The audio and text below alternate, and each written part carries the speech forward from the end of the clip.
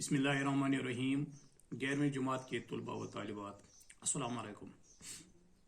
आप पिछले 2-3 दिनों से प्रोफेसर रशीद अहमद सिद्दीकी का मजमून दावत पढ़ते हो। इसमें आज आप आखिरी हिस्सा पढ़ेंगे जो आपकी सफाई नंबर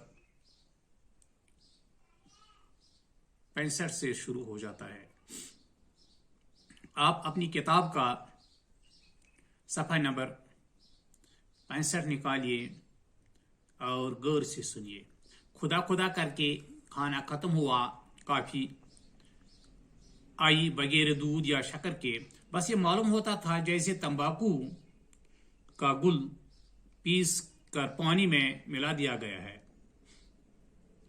या नादिर शाह के इस्लाह मैदा के लिए मुल्तास का मसल जाम बिलोरीन में पेश किया गया है। मुश्किल यह है कि काफी से इनकार कीजिए तो बैज मेजबान इस तौर पर खफा होते हैं जैसे रेडियो वालों को आपकी तकरीर 10 दिन पहले न पहुंच जाए या साफ न लिखी हो तो ये दिल ही में कोसते हुए ब्रॉडकास्ट करते हैं। अब फर्ज कीजिए कि किसी रईस के यहाँ दावत हुई, वो खाना इस तौर पर खिलाएगा गोया मेहमान के साथ पुश्त तक को नवाजा डाला। कोरमा हर दावत में मिलता है और मामूली से मामूली लोग भी अपने घरों पर खाते हैं, लेकिन रईस के यहाँ का कोरमा कुछ और ही चीज होता है। एक खास अंदाज से फरमाएंगे मौलाना कहिए, कोरमा से भी शौक फरमाया। जी हाँ, शुक्रिया, माशाअल्लाह फरमाएंगे साहिब, ऐसा हलवा दिल्ली भर में न मिलेगा। बादाम पर पला था, ड्राबूटी की खस्तगी पर नजर रखिए। सुभान अल्लाह, क्यों नहीं। इरशाद होता है, हाँ हाँ खूब खाइए, बहुत है। जी हाँ, खूब शेर होकर खाया नहीं आप तकल्लुफ करते हैं। फलाने चलो मौलाना को कोरमा और दो, लेकिन फलाने पकारेंगे और कोरमा का ऑर्डर इस पर देंगे, गोया मौलाना को पिटवा देने का इरादा है। कोरमा प्लेट में डाल दिया गया और मौलाना को कोरमा से नफरत होने लगी। इरशाद हुआ, मौलाना ये बावर्ची अब दिल्ली में अकेला रह गया है। इसका दादा मामूली हजाम था, मेरे वालिद ने इसको खाना पकाना सिखाया, वो खुद अब दिल्ली में अकेला रह गया है। इसका दादा मामूली हजाम था, मेरे वालिद ने इसको खाना पकाना सिखाया, वो खुद खाने के बड़े शाइक थे। अब इसका सानी दूर दूर न मिलेगा। बस मौलाना कोरमा खा लीजिए, ये चीज अब मालूम होती जाती है। गरज मौलाना को इस शफकत और तफाक से खिलाएंगे गोया अपने वालिद मरहूम के फातिहा का खाना किसी नाबीना हाफिज को खिला रहे हैं। दूसरी आफत मुलाइज हो, बैज मेजबान हमाकत और मोहब्बत के सिलसिले में असर करते करते खाना आपकी प्लेट में डाल देंगे और फरमाइश करेंगे, खाइए, मेरे सर की कसम खाइए। हालांकि उस वक्त जी यही चाहता है कि प्लेट सर पर मार लीजिए और गिरेबान फाड़ कर कहीं भाग जाइए। ऐसी दावत से मुझको कल्बी नफरत है, जहां मेजबान बार बार खाने के लिए असर करे और अपने हाथ से मेरी प्लेट में खाना रख दे और सिर्फ ये कहता रहे आपको खाना पसंद नहीं आया, आपके लिए कुछ इंतजाम न हो सका, भाई जल्दी में यही दाल दुलिया हो सका, आपने कुछ भी तो नहीं खाया। हालांकि इसकी नीयत ये होती है कि मैं ये कहूँ कि ऐसा खाना मुझे तो क्या मेरे साथ पुश्त को न नसीब हुआ और न होगा, और आपने जिस मरवत और इसार का सबूत दिया है उसकी मिसाल देना मैं नहीं उसकी मिसाल दुनिया में नहीं मिल सकती। इसके अलावा بعض دعوتوں میں عجیب عجیب قسم کے بدتمیزیوں سے ضابطہ پڑتا ہے. بعض کھانا نہیں کھاتے، منہ میں جوتیاں چٹکاتے ہیں.